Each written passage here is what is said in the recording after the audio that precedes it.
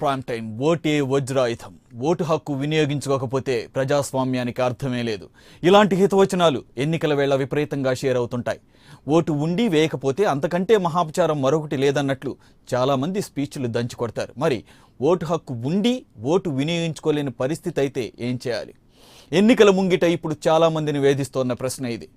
Vote గుర్తింపు card మన దగ్గర ఉన్నా పోలింగ్ బూత్కు వెళ్ళేసరికి మన ఓటు వేరే వాళ్ళు వేసేస్తే మనం ఏం చేయాలి? అలాగే మనం నిజమైన ఓటర్ కాదని ఏదైనా పార్టీకి చెందిన పోలింగ్ ఏజెంట్ మనల్ని అడ్డగిస్తే ఏం చేయాలి? మన ఓటు హక్కు వినియోగించుకోవడం ఎలా? ఇప్పుడు తెలుసుకుందాం.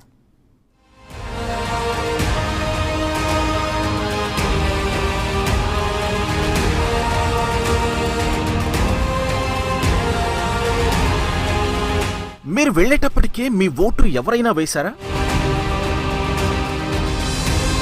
అయితే మీకోసమే ఉంది టెండర్ ఓట్. మీరు ఒరిజినల్ ఓటర్ కాదని పోలింగ్ సిబ్బంది ఓట్ను నిరాకరించారా?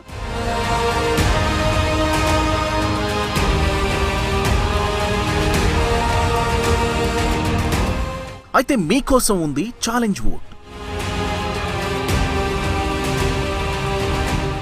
సోషల్ మీడియాలో హల్చల్ చేస్తున్న టెండర్ ఓట్, ఛాలెంజ్ ఓట్. భారత ఎన్నికల సంఘం ఓటు హక్కు రక్షణకు సంబంధించి అనేక చర్యలు తీసుకుంటోంది. ఇందులో భాగంగా ఓటర్కు సంబంధించిన ఓటును వేరే వారు వినియోగించుకున్నా, కొన్ని కారణాల వల్ల మనం ఓటు వేయకుండా ఎవరైనా కట్టడి చేసినా టెండర్ ఓట్, ఛాలెంజ్ ఓట్ నమోదు చేయవచ్చు. అలాగే ఓటు వేయడం తెలుసుకోవడానికి గాను నమూనా ఓట్లు, టెండర్ టెస్ట్ ఓట్ల ద్వారా ప్రయత్నం చేసుకునేందుకు కూడా అవకాశం ఉంది.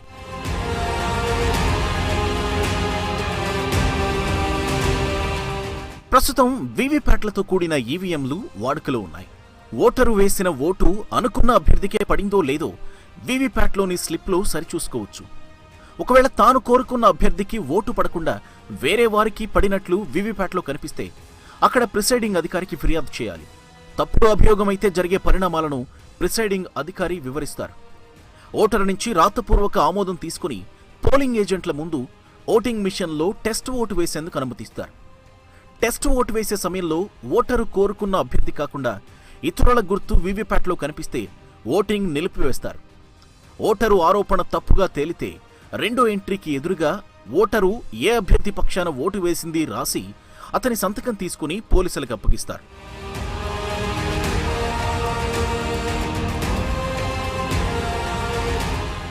ఇక ఓటరు ఓటు వేసేందుకు పోలింగ్ బూత్కు వెళ్ళినప్పుడు అంతకుముందే ఎవరైనా ఓటు వేసి ఉంటే టెండర్ ఓటు వేయొచ్చు.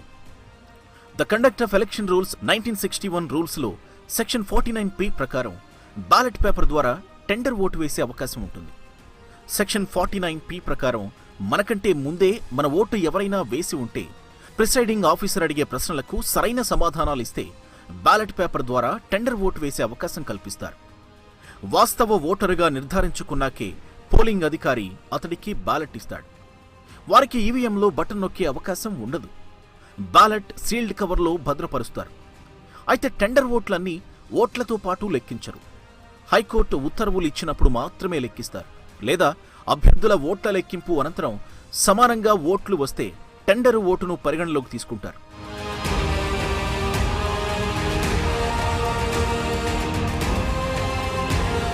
ఇక ఛాలెంజ్ ఓటు విషయానికి వస్తే ఎన్నికల ఫలితాలను ప్రభావితం చేసే ఛాలెంజ్ ఓటు అంటే ఇప్పటికీ చాలా మందికి తెలియదు.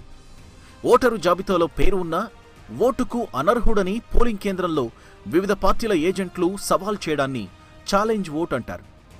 ఓటరు జాబితాలో ఓటరు పేరు, ఫోటో, ఇతర వివరాలు సక్రమంగా ఉన్నా ఏజెంట్లు ఆ వ్యక్తి బోగస్ అని పోలింగ్ అధికారికి తెలియజేస్తారు. ఎన్నికల అధికారులు స్థానిక సిబ్బందితో ప్రాథమిక విచారణ చేయించి అన్నీ సక్రమంగా ఉంటే ఓటు వేసే అవకాశం కల్పిస్తారు. ప్రాథమిక విచారణలో ఓటరు బోగస్ అని తేలితే క్రిమినల్ కేసు నమోదు చేస్తారు. దీనినే ఛాలెంజ్ ఓటుగా వ్యవహరిస్తారు. మొత్తంగా చూస్తే ఓటు హక్కు కోసం అప్లికేషన్ పెట్టుకుని ఓటర్ లిస్టులో పేరు ఉన్న ప్రతి ఒక్కరూ ఓటు వేసే అవకాశం ఉంది. వారి ఓట్లను అప్పటికే ఎవరైనా వేసినా లేక ఉద్దేశపూర్వకంగా ఎవరైనా ఓటు వేయకుండా అడ్డగించినా నిబంధనల ప్రకారం బ్యాలెట్ ఓటు వేయొచ్చు. మరి ఓటు హక్కును ఎంతమంది సద్వినియోగం చేసుకుంటారో చూడాలి.